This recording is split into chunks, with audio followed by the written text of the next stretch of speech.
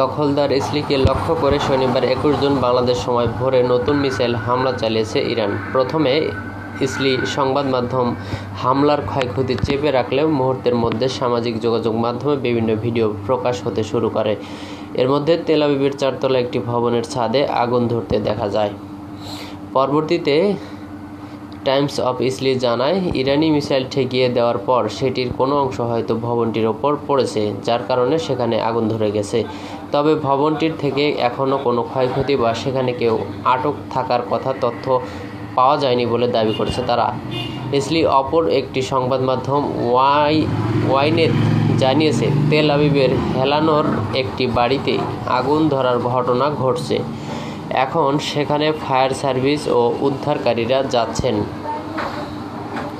আসলে ইসলি অনেক সময় আপনারা জানেন, আপনারা ইতিমধ্যে শুনতে পাচ্ছেন খবরগুলোতে, ইসলি কিন্তু তাদের ক্ষয়ক্ষতির যে বিবরণগুলো তারা তথ্য গোপন করে, কারণ তাদের কাছে মনে হয় যে এই সব তথ্য যদি সবাই দেখে তাদের কাছে অপমানজনক, তাই তারা তথ্য গোপন করে বিভিন্ন গণমাধ্যমকে প্রবেশাধিকার নিষেধ করে দেয়। এই জন্য সঠিক তথ্য কিন্তু ইসলি থেকে আমরা পাচ্ছি না। তো এই হচ্ছে খবর। দেখা হচ্ছে পরবর্তী কোনো ভিডিওতে। সে পর্যন্ত ভালো থাকুন সবাইকে। আবার আসসালামু আলাইকুম।